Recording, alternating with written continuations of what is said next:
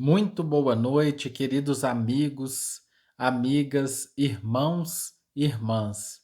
Que alegria nos encontrarmos mais uma vez neste canal virtual para juntos podermos refletir sobre os ensinamentos que Jesus trouxe a todos nós. Elevemos os nossos pensamentos. Senhor, no findar deste dia, só temos a agradecer. Agradecer, amado Jesus, por estarmos junto à nossa família. Agradecer, Senhor, pelo pão que não nos falta. Agradecer, Jesus, por esse país onde renascemos, que com tantos problemas, não se encontra num conflito armado geral. Te agradecemos, amado Jesus, por podermos ter como guias nesta jornada ao irmão Gabriel e aos amigos da sua equipe, que tanto nos amparam e abençoam. Mas sabe, Jesus, a terra se confrange em dor, em sofrimento. Rogamos as vossas bênçãos, suplicamos o vosso amparo para que os conflitos terminem, para que esse vírus tão terrível nos conduza a reflexões mais profundas sobre a razão de estarmos aqui. Amado Mestre, rogamos vossas bênçãos a todos os profissionais que nos proporcionam a possibilidade de continuarmos vivos. Abençoa os dirigentes dos países para que busquem a paz. Abençoa os destinos do nosso amado Brasil, amparando e orientando a todos os nossos governantes. Doce meigo Jesus, que consigamos compreender em nossas vidas o Teu Evangelho, que consigamos pôr em prática o amai-vos uns aos outros. Ah, Senhor, dê-nos a força e a coragem para seguirmos em frente. Auxilia-nos a estarmos contigo, mas ser conosco, amado amigo, nos dando a força necessária, o equilíbrio e a paz, para que consigamos seguir em frente. Que assim seja. Que assim seja. Nós estamos agora trabalhando, iniciando o capítulo 2 do Evangelho segundo o Espiritismo, intitulado Meu Reino não é deste mundo. E, para tanto, nós vamos usar aqui a passagem de João, que está no capítulo 18, versículos 33, 36 e 37, para dar início a esta nossa reflexão de hoje. Pilatos, tornando a entrar, pois, no palácio, e tendo feito vir Jesus, lhe disse: Sois o rei dos judeus? Jesus lhe respondeu: Meu reino não é deste mundo. Se meu reino fosse deste mundo, minhas gentes teriam combatido para me impedir de cair nas mãos dos judeus, mas meu reino não é aqui. Pilatos então lhe disse: Sois, pois, rei? Jesus lhe replicou: Vós o dissestes. Eu sou rei. Eu não nasci e nem vim a este mundo senão para testemunhar a verdade. Qualquer que pertença à verdade, escuta minha voz. Kardec, na sequência, faz um breve comentário sobre essa passagem e nós selecionamos aqui um pequeno trecho, quando ele coloca o seguinte: por essas palavras, Jesus designa claramente a vida futura, que ele apresenta em todas as circunstâncias, como o fim onde termina a humanidade e como devendo ser o objeto das principais preocupações do homem sobre a terra. Todas as suas máximas se referem a este grande princípio. A questão da vida futura, da imortalidade da alma, da permanência eterna do espírito, a questão chave de sermos eternos é um dos pontos-chave da doutrina cristã, porque é a partir dessa compreensão, a partir desse sentimento de que somos imortais, que se justifica todas as nossas ações, a nossa fé e a luta por sermos morais, morais dentro da lei cristã.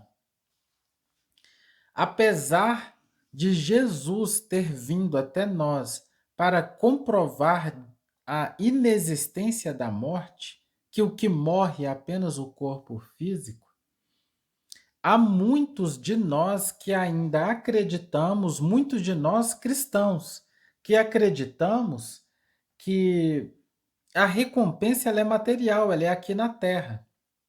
Então eu até acredito em Deus, mas eu acredito em Deus dentro do seguinte escopo: se eu estou tendo uma vida de bonança, uma vida com muitos recursos materiais, isso significa que eu estou vencendo. Que se eu estou indo bem, a vitória está nos recursos materiais. Isso é um grande equívoco. A observância das leis de Deus não tem a sua recompensa aqui na terra. A recompensa por seguirmos as leis de Deus, ela está na vida futura, na vida do Espírito. Antigamente, principalmente os judeus, eles acreditavam que, se eles estavam vencendo as guerras e se estavam tendo recursos materiais, especialmente financeiros, significava que eles estavam obedecendo à lei divina, porque estava dando tudo certo. Essa concepção nós precisamos quebrar. Não é o material. Sempre foi e sempre será as virtudes do Espírito.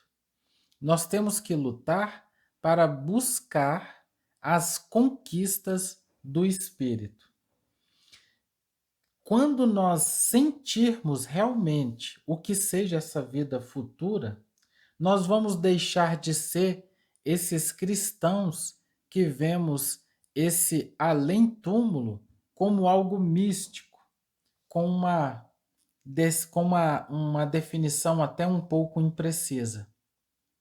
A vida futura, a vida além do corpo de carne, é a verdadeira vida. E a doutrina espírita veio até nós para apresentar com clareza todas as suas particularidades e mais ainda. Esses irmãos maiores vieram do além-túmulo para nos dizer que vale a pena todo o esforço para passarmos por essas provas morais e vencermos a nós mesmos, que todo esse esforço vale muito a pena, porque em nos imolando, renunciando, vencendo a nós mesmos, combatendo o orgulho, o egoísmo, a vaidade, nós iremos colher planos de muita paz. O Espiritismo ele vai esclarecer com precisão a realidade da vida maior. E eu vou ler para vocês umas trovas que está no livro Retratos da Vida, que foi escrita pelo espírito Cornélio Pires, através da mediunidade do Chico Xavier. Ela parece uma literatura de cordel, mas é de uma profundidade fantástica. Então, eu vou ler a vocês para deixar a reflexão para cada um. Assunto de morrer. Quer você saber em carta, meu caro Joaquim Mamed, depois da morte do corpo, aquilo que nos sucede? A resposta necessária pede a gente tanto estudo que muito desencarnado, neste ponto, fica mudo. Digo, porém, a você, sem a menor pretensão, tanto a morte quanto a vida exige preparação. Você sabe, sempre erramos, conforme o senso comum, mas guarde a paz em si mesmo. Não guarde remorso algum. Trate o corpo com cuidado. Imite o zelo de alguém que, tendo uma enxada só, protege a enxada que tem. Não chore as crises da terra, que a própria vida se arruma. Dos problemas que carregue, não faça queixa nenhuma. A favor da paz dos outros, ante a fé na qual se ampara, perdoe qualquer prejuízo, aguente tapa na cara. Merece muito de Deus quem poda a sombra ou pesar, ajudando aos companheiros, lutando sem reclamar. Trabalhe quanto puder, faça o bem. Não há ninguém sem valor, não pense mal de ninguém. Julgar os outros? Desista. É questão em que não entro. Cada qual mostra por fora aquilo que traz por dentro. Às vezes vemos na terra o crime ou a perturbação. Mas lembre, vemos o mal, Deus considera a intenção. Fale menos, pense mais, cultive a comida pouca. Muita gente lembra peixe e se perde pela boca. No copo, muita atenção, naquilo que se recebe. Em qualquer tempo, não tome água que gato não bebe. Quanto ao mais, cumpra o dever, recordando com juízo que a morte é assim como a lei, chega sempre que é preciso. E nessas trovas do espírito Cornélio Pires, a gente vê todo o encaminhar de uma encarnação. Ele vai alertando os pontos que nós precisaríamos refletir, que deveríamos buscar, porque, afinal de contas, qual de nós não deseja viver em mundos felizes? É interessante essas trovas e também muito legal a forma como ele escreve, e tem uma conexão muito grande com a nossa reflexão, porque se seguirmos esses conselhos em forma de verso que Cornélio Pires nos traz, nós vamos alcançar um mundo de paz. Nós vamos vencer esse mundo de provas e vamos alcançar mundos mais felizes. E aqui nós separamos, eu e a Carol, nós pesquisamos algumas obras e nos deparamos com Cartas de uma Morta. Essa obra ela foi ditada pelo espírito de Maria João de Deus, que era a mãe do Chico, e quando ela desencarnou, depois ela ditou para o Chico toda essa experiência dela pós-desencarne. E ela traz algumas experiências muito interessantes, especialmente uma delas quando ela vai visitar um planeta que está num outro nível, um mundo feliz. E esse é o ponto-chave aqui da nossa reflexão, que em vivenciando as trovas de Cornélio Pires, possamos nós vencer a nós mesmos, porque vale a pena alcançar esses mundos mais felizes. Maria João de Deus, enquanto ela estava na colônia, ela olhava para o céu e ela estava muito interessada de conhecer Saturno. E ela estava com esses pensamentos, mas enquanto ela pensava, ela perguntou ao instrutor dela onde que ficava a Terra, que ela queria ver. E aí eu separei aqui uma passagem como está no livro, só para nós entendermos onde nós estamos e para onde nós queremos ir, que é essa vida futura de mais paz. Diante do questionamento de Maria João de Deus sobre a localização da Terra, o instrutor aponta com a destra um ponto bem escuro que se perdia na imensidade e recomendou a ela que olhasse e focasse bem o olhar, atentamente. E aí Maria se surpreendeu porque ela parecia contemplar como se fosse um furacão impetuoso envolvido em grande massa compacta de cinzas enegrecidas. Isso é a Terra, para quem está num plano mais elevado e nos percebe. E aí o instrutor complementa: ali naquele orbe é onde as pessoas passam fome, onde acontecem as chacinas, onde impera a lei do menor esforço, o egoísmo, esse movimento constante de querer tirar vantagem. É por isso que nós percebemos ele dessa maneira, como essa bola enegrecida de vibrações. E dentro desses pensamentos, e Maria ainda pensando em Saturno, o instrutor convida ela para fixar o pensamento em Saturno, que eles iriam até esse planeta fazer uma visita, até mesmo para que ela tivesse uma base de comparação do que fosse um mundo feliz.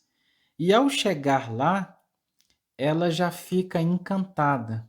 Ela tem inclusive dificuldade primeiro de identificar o Sol de Saturno, porque o Sol de Saturno ele tem uma cor azulada e tem uma temperatura amena extremamente agradável.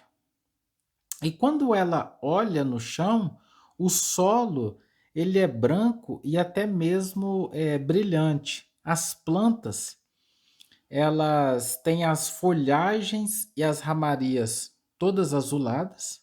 Isso também encantou Maria João de Deus. E o que mais ainda lhe chamou a atenção foram as flores, que eram tão originais, tão coloridas, com cheiros e formas tão variadas, que ela nunca tinha visto um espetáculo daquela natureza. E mais do que isso, as cores das flores, elas refletiam, dependendo de como o sol batia, era como se aquelas cores tivessem vida própria. E ela, encantada com toda aquela estrutura, o instrutor continuou a explicar para ela uma questão que eu achei bastante interessante. E ela disse que lá em Saturno, o dia tem 10 horas. E as estações duram, cada uma delas, mais de 7 anos consecutivos, tomando como referência a contagem do tempo na Terra. E por conta de todo o equilíbrio, inclusive do eixo do planeta, o clima lá é perfeito e extremamente benéfico para tudo. Em razão de todo esse equilíbrio da natureza, energético, de todo o equilíbrio do planeta, todos os moradores, os espíritos que lá habitam, têm uma saúde extremamente duradoura. Eles não são acometidos por grandes enfermidades. por conta do equilíbrio geral que impera. E uma outra questão bem interessante é com relação à mediunidade. Em Saturno, como todos eles têm pleno conhecimento do que seja a vida do espírito, com uma certa idade, os saturninos ouvem abertamente qualquer espírito. Por conta disso, eles conversam com irmãos de outros orbes, eles conversam com eles conversam com parentes que já viveram com eles e agora estão desencarnados em outras experiências. Então, eles têm uma concepção profunda de tudo e vivem em profunda paz. Eles não são acometidos por essas depressões, ansiedades, angústias, porque eles sentem, eles têm essa concepção plena do que seja a vida eterna. Porque, na verdade, eles aprenderam a confiar em Deus. Então, obviamente, quando a gente confia, né, no dizer da Ana Maria lá de Juruci, quando a gente fia com Deus, então a vida fica mais fácil, né, Rê? Além disso, né, por conta de toda essa conexão espiritual, toda essa confiança em Deus, essa entrega plena, a ciência cresceu de forma moral. E lá ela percebeu que eles dominam, e o instrutor foi contando para ela, que eles dominam a eletricidade e a mecânica por completo. E eles conseguem utilizar em plenitude essas forças. Isso faz com que eles tenham uma vida muito mais simplificada, porque eles conseguem construir engenhos que tornam tudo mais simples. E por terem essa vida mais simplificada, eles não precisam trabalhar com tanta intensidade. Não há esses trabalhos braçais e densos que nós temos num mundo de provas e expiações, que é o caso da Terra. Sobra-se muito tempo e com esse tempo eles focam no crescimento espiritual. Quanto mais a ciência evolui lá, para eles mais sobra tempo para focar naquilo que realmente importa, que é se desenvolver enquanto espírito. E é por conta de tudo isso que em Saturno a justiça e a verdade não são mito. E a ciência está plenamente conectada com a fé.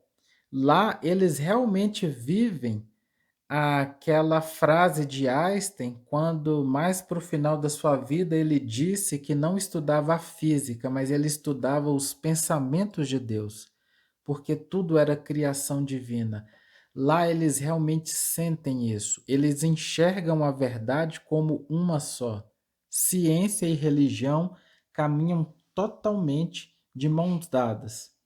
E uma outra questão bem interessante que nós vimos nessa pesquisa é que nenhum deles amontou a riqueza, nem tampouco pedras preciosas.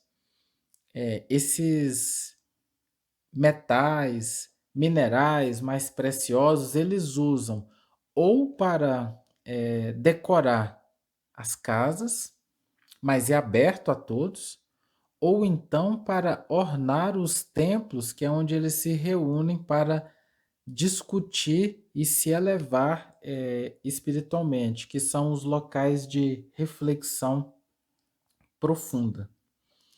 Um outro ponto interessante é que quando eles estão se aproximando da morte, do corpo físico, não há mistério nenhum.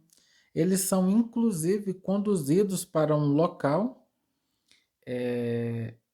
um local muito bonito, instituições sagradas que vão promover essa transição, porque eles sentem em plenitude que a morte não existe. Eles sabem que é só uma passagem, é só uma experiência, e como eles têm essa mediunidade generalizada, eles podem um conversar com o outro a qualquer momento.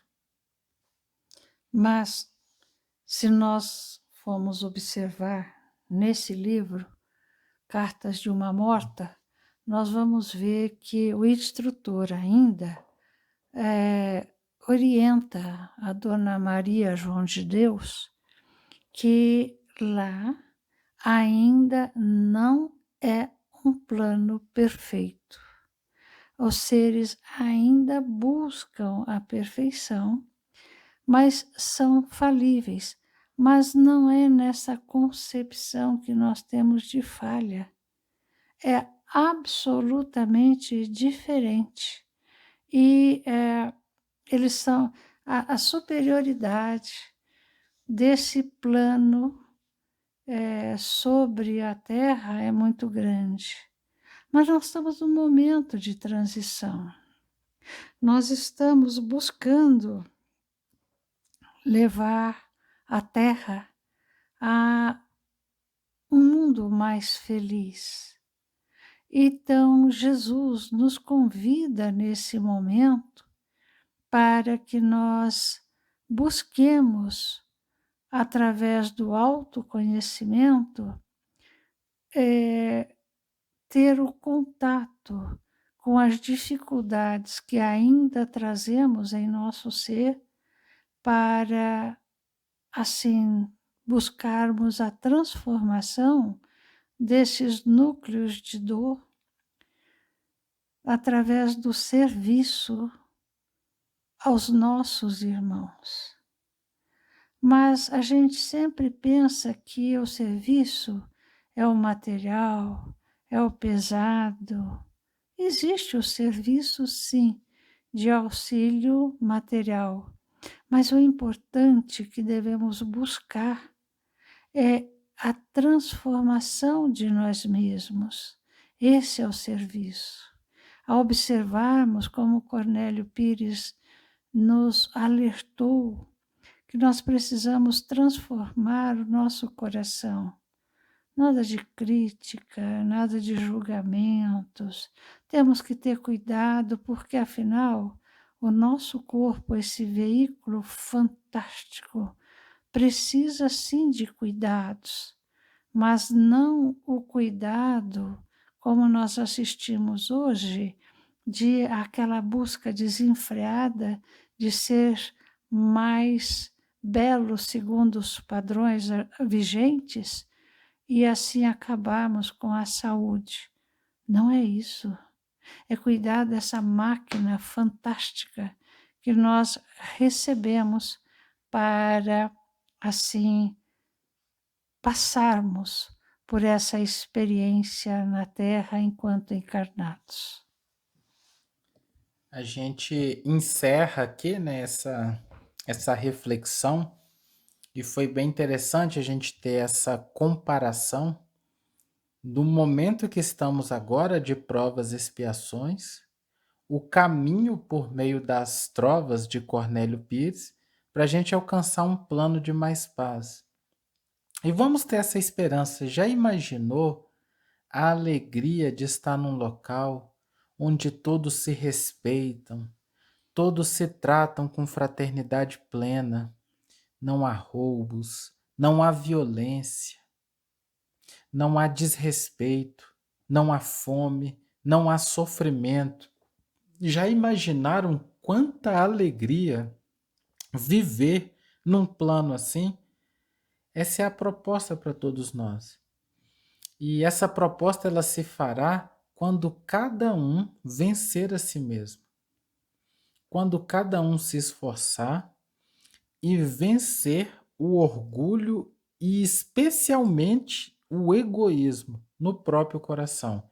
Essa é a nossa grande prova. A luta é moral, meus irmãos. Como a Carol colocou muito bem, a luta material ela tem a sua importância, mas a parcela mais significativa da experiência terrena é a luta moral, porque é por meio dela, é por meio desse esforço constante para construirmos a fraternidade, servindo, nos colocando em segundo lugar, sendo compassivos, indulgentes, pacientes e tolerantes, que nós vamos plantar uma vida futura de paz.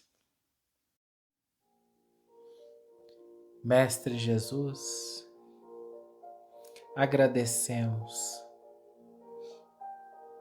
por este Consolador prometido